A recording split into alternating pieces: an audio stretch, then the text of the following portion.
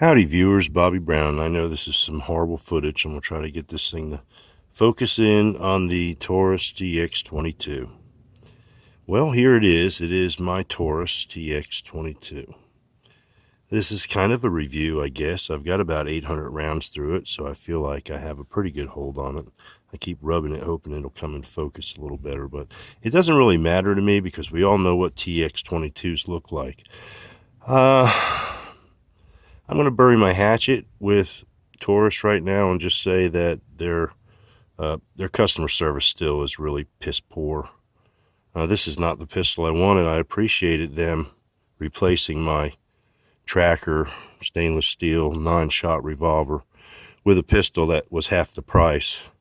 I thought that maybe I would at least get the option of picking the pistol I wanted. I sent numerous emails to them with a corresponding work order, and of course I never got a single email in return, and obviously they didn't pay attention to it because I got a black gun with a safety, which is not what I wanted whatsoever. But hey, black guns matter. So I've got about 800 rounds through it, and I love it. It shoots great. I question whether it's actually going to hold up or not. I've not had an issue that I know of, although last night when I cleaned it, I did notice that it's unloaded. I did notice that, I don't know if you can see that or not, but it's missing a little piece of that plastic at the very, I guess you'd call it the butt plate of the, what do you call that, recoil spring there. That thing's broke already. And I question whether this part of the gun has the integrity to stand up to the punishment of shooting it a lot. We'll see. I noticed last night when I had it apart, it had some wear right here in the aluminum slide because it has this shroud around the recoil spring here. So I question that, but so far I love the way it shoots. I like the trigger. I like the magazine capacity. I like the adjustable sights. I like everything about it. I had a really bad run with it last Saturday. My son and his friend were over, and we just had a bad run with everything. So nothing was shooting right.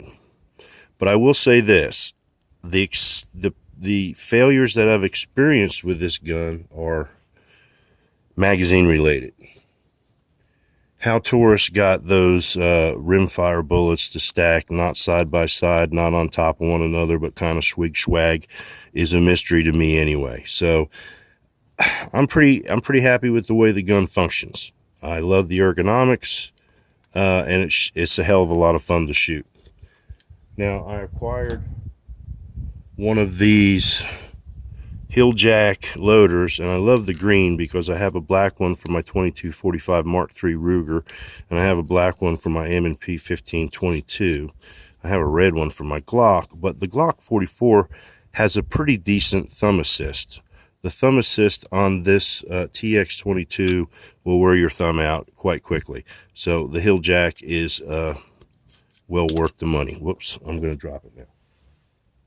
All right, so I'm going to attempt to load up a mag, and we're going to talk about the Chinese virus while this is happening.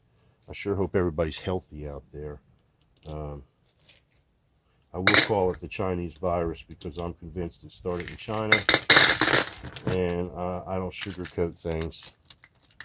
It started in China. There's no question about it. How sick are we all going to get? Who knows? We're obviously all being affected by it. You know, I was telling my work cohorts about this a long time ago, like back in November, and I said it would be a problem for us. We may all end up sick. If not sick, we're at least going to be inconvenienced by this. I think everybody can agree that we've been inconvenienced by this. I just hope to HELL we don't get sick by all this, because some people are dismissing it as a media blow up, and I just hope this stuff isn't as contagious as it has proved to be in other countries. And I mean that because it's in literally every country. Even small islands have it with very few inhabitants. So take it a little bit more serious. Anyway, right here we have an issue with a nosedive. And I don't even like to load 16 in them. It just seems like something always happens when I do, and I struggle like this to get the nose up on the bullet. But boom, there, I did it finally. So that is a big issue. The magazine, I find that to be the case with the Glock 44 as well. If this bullet just doesn't get in, yeah, you got to be real careful about that. Anyway, I'm going to try to load up another mag. This is going to be a long video. Yeah, there's no doubt the virus came out of China. Who knows? Possibly on purpose, because of sore trade negotiations and a booming economy here in the Western world. So who really knows? But once again, let's not underestimate it. I do realize this might be a test run on socialism, but it might also be a test run on something that could kill some people that we know and or love. Who knows what it's going to do? That's 15. That's all I'm going to put in there. You know, if that 16th round means that much to you, okay. And I got that one up. You know, that one's not nose diving; it's facing up. Boom. I'm gonna throw on some ears and watch. We'll have failure after I've been bragging on it. But here we go. All right, took it right in there. Boom, just like that.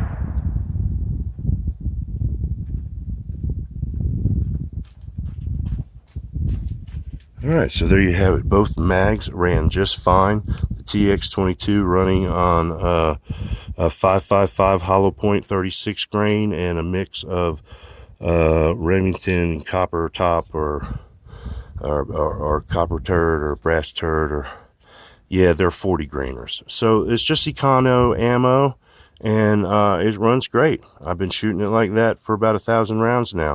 Well, I don't know. I'm in between an 8 and 1,000 mark with it. I'm trying to keep track, but my math's not very good. I'm a drummer. I can only count to 4. 1, 2, 3, 4. Thanks for watching. Yeehaw!